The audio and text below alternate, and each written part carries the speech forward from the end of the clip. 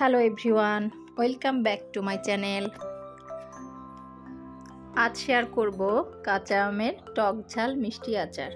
খুব ঝটপট এবং সহজ একটি রেসিপি শেয়ার করব, আশা করি আপনাদের সব ভালো লাগবে। আচারের রেসিপি তৈরি করার জন্য আমি এখানে আটি সহ আম কেটে নিয়েছি, একটু ছোট ছোট টুকরা করে কেটেছি, দেখতেই পাচ্ছেন কিভাবে কেটেছি। দিয়ে দিলাম 1 চা চামচ লবণ, 1 চা চামচ হলুদ গুঁড়া ও 1 চা চামচ মরিচ গুঁড়া। এগুলো দিয়ে আমগুলোকে একটু মেখে নিব। মেখে একটা ছড়ানো পাত্রে আমি ফ্যানের নিচে কিছুক্ষণ রেখে দিব।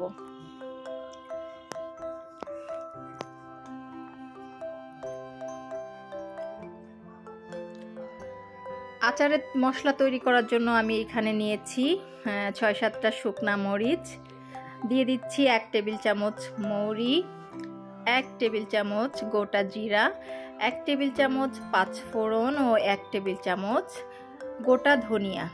সবগুলোকে আমি খুব হালকা আঁচে ভেজে নিব।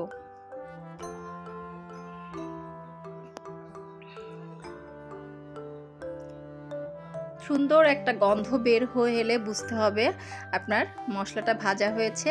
নামিয়ে ঠান্ডা করে এটাকে আমি ব্লেন্ড করে গুঁড়া করে নিব। একদম মিহি করে গুঁড়া করা যাবে না, একটু দানা দানা রাখতে হবে, তাহলে আচারটা খেতে অনেক মজা হবে। এখন আমি একটি কড়াইয়ে 1 কাপ সরিষার তেল দিয়ে দিলাম। তেলটা হালকা গরম হয়ে এলে এটার সাথে আমি দিয়ে দিচ্ছি 1 চা চামচ গোটা পাঁচফোড়ন, সাথে দিচ্ছি 3-4টি গোটা মরিচ, শুকনা মরিচ দিয়ে একটু নেড়েচেড়ে নিব। দিয়ে দিলাম 1 চা চামচ আদা বাটা, 1 চা চামচ রসুন বাটা। মশলাটা ভালো মতো কষে নিলে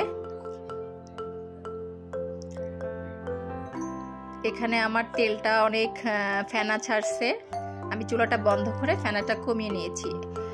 এখন আমি সব আমগুলো দিয়ে দিব তেলের মধ্যে। আমগুলো দিয়ে আমি তেলের সাথে ভালো করে মিশিয়ে নিব। এখন দিয়ে দিচ্ছি আমি 2 টেবিল চামচের মতো সাদা সরিষা বাটা। অবশ্যই সাদা সরিষা বাটাটা ইউজ করতে হবে, কালো সরিষা বাটা দিলে আচারটা তিতা হয়ে যাবে। সাদা সরিষা বাটার সাথে আমি আচারগুলোকে ভালো করে মিশিয়ে নিচ্ছি।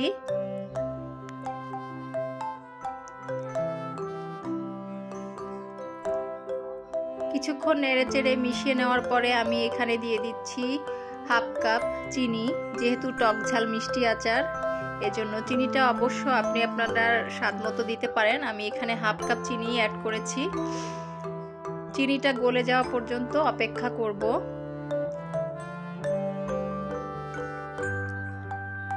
চিনিটা পুরোপুরি গলে গিয়েছে, আমার কাছে একটু ঝালটা কম মনে হয়েছে, এজন্য আমি 1 চা চামচ মরিচ গুঁড়া দিয়ে দিয়েছি। দিয়ে আচারের সাথে ভালো করে মিশিয়ে নিচ্ছি। এখন দিয়ে দিব 1/3 কাপ সাদা সিরকা বা ভিনেগার। এটা দিলে আচারটা অনেক দিন ভালো থাকবে, যেহেতু এটা রোদে দেওয়ার কোনো দরকার নেই, এমনিতেই 1 বছর সংরক্ষণ করতে পারবেন।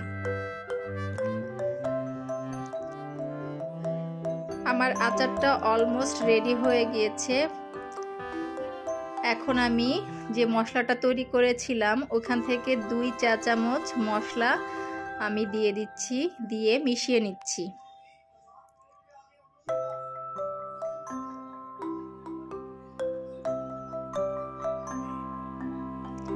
এই মশলাটা দিয়ে আচারের স্বাদটা অনেক গুণ বেড়ে যায়।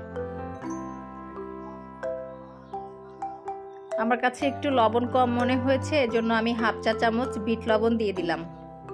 দিয়ে এখন নেড়েচেড়ে মিশিয়ে নিব। তৈরি হয়ে গেল অল্প সময়ে টক ঝাল মিষ্টি আচার। রেসিপিটি ভালো লাগলে অবশ্যই একটা লাইক দিবেন এবং আরও নতুন নতুন রেসিপি পেতে আমার চ্যানেলটিকে সাবস্ক্রাইব করে রাখবেন। আজকের মতো এখানেই বিদায় নিচ্ছি।